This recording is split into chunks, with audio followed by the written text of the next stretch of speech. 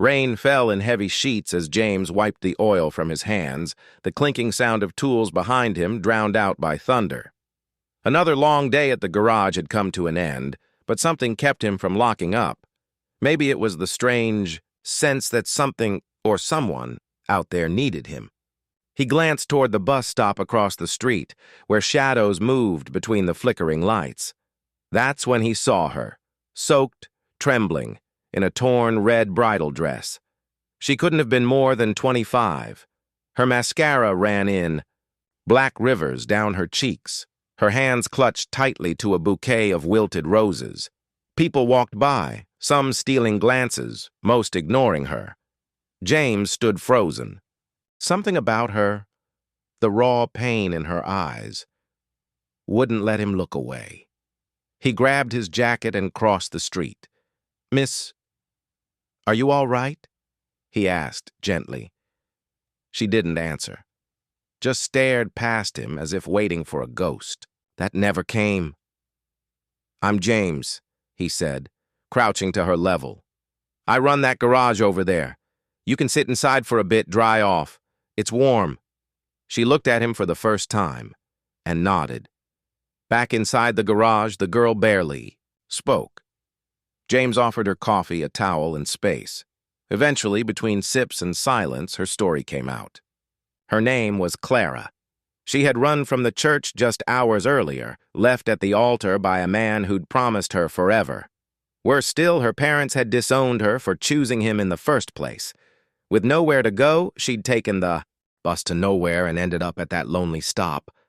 "I don't know what to do," she whispered, breaking into tears. James didn't have much. Just an old house, a small paycheck, and a heart that had taken its own beatings.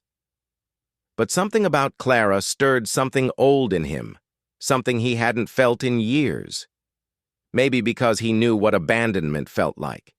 Maybe because kindness had once saved him too. "You don't have to figure it all out tonight," he said softly. "Just rest. I've got a spare room at my place. It's not fancy, but it's safe." She hesitated, then nodded again. Over the next few days, Clara slowly pieced herself back together. James never pried, never asked for anything. He just listened, offered meals, gave her space. The townspeople whispered, a mechanic living with a jilted bride. But James didn't care.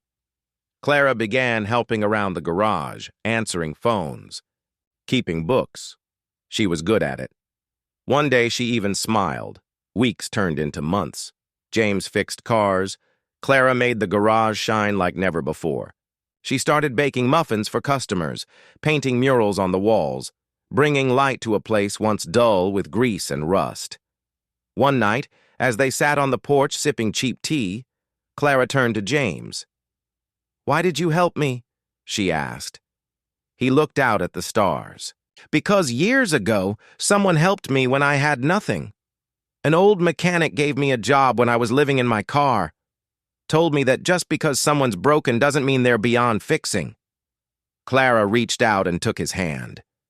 "You fixed me too, James. They never fell into some fairy tale romance, but over time their bond deepened into something richer." Clara eventually opened a small cafe next to the garage, and James helped her build it. Their businesses thrived, side by side, born from pain, but rebuilt in hope. Years later, a reporter passing through town asked Clara what inspired her cafe's name. "The Bride's Stop."